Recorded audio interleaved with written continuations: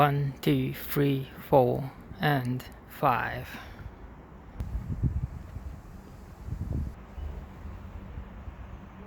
Lovely Wednesday afternoon here in Zsolnay, the porcelain manufacture facility. One day is not enough. So my choice fallen to the visitor center. It's the part of the manufacturing facility where you have a glass wall and you can observe how they make the fine porcelain. And it was a rather good choice to make, remembering when the founder was born. Vilmos, in English it would be William Zsolnay.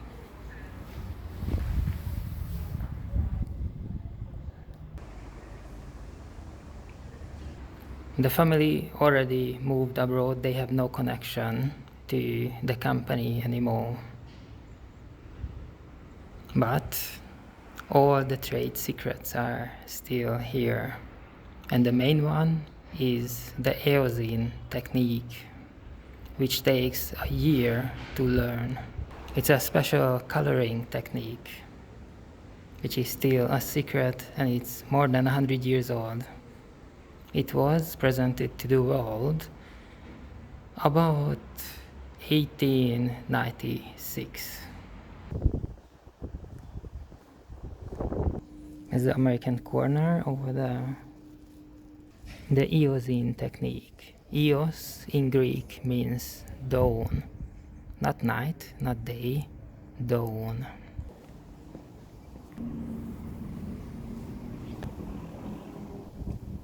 Here they're not just making porcelain for catering purposes, but to make the buildings prettier. Inside there is a map, the world map, with all the buildings with Zsolnay roof.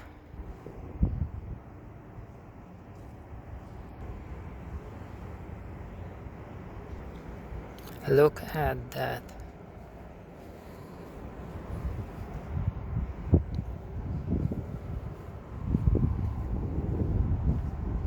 In that particular building with a glass wall where you can observe the workers who are basically artists, there is one rule only, and that is you cannot make pictures or videos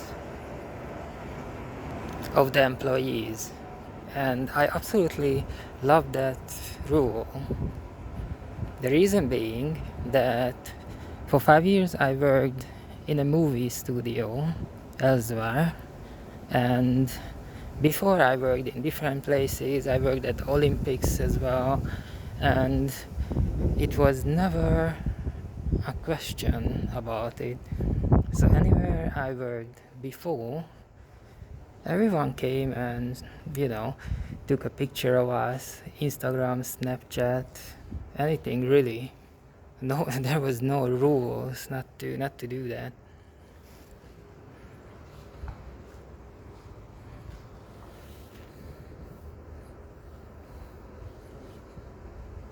And here they have a rule: you cannot take pictures of videos or of the employees, and this is so cool.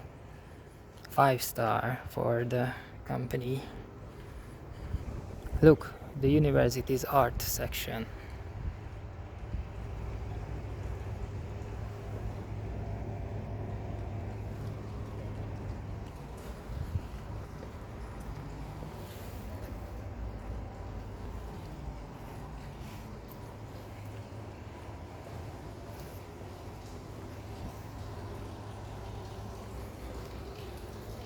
I wonder if I can walk here. They told me when I purchased the ticket that only few people works here because of the restrictions. Look at the bar. When I went in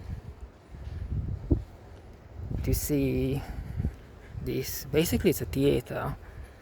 So when I went in, the first thing I noticed that there are basically 3 or 4 employees, and one of them was working on a big fine china porcelain statue of a rhino,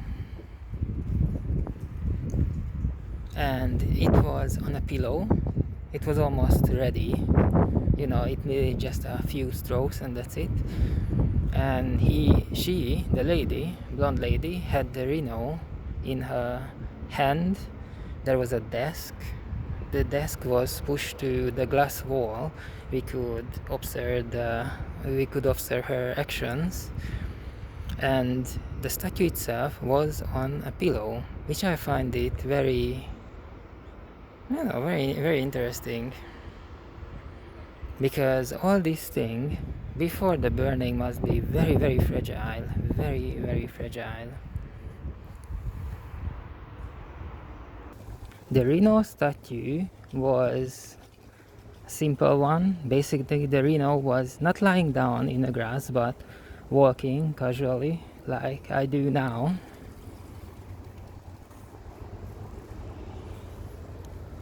And on the desk, on the pillow, it was upside down.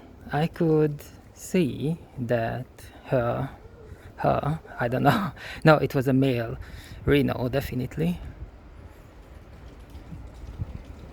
The paws, I don't know what the rhino has, paws, must be paws, has 4 holes in it. And the lady explained it to me. That is very important, because when they put it in the oven on more than 1,000 degrees, it would explode.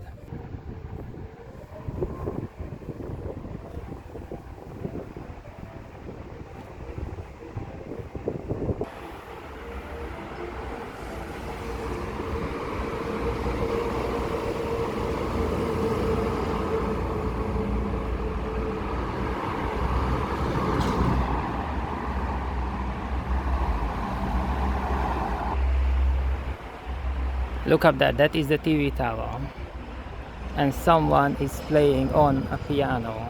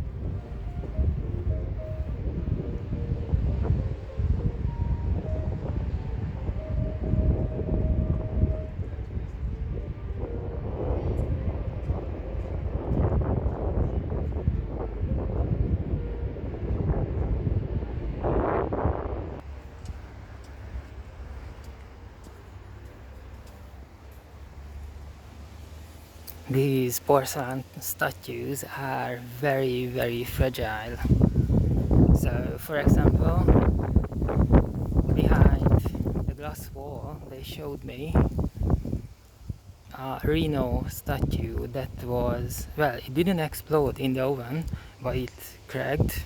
So the lady turned it upside down and showed me the crack. And she said we were lucky that it didn't explode it, because then everything in the oven must have been thrown away. So this one is basically just cracked. The crack was not even visible because it was at the bottom of it, but still they didn't sell it.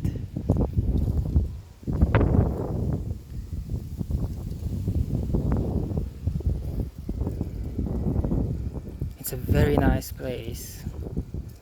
You should come here to visit. Definitely you should come here.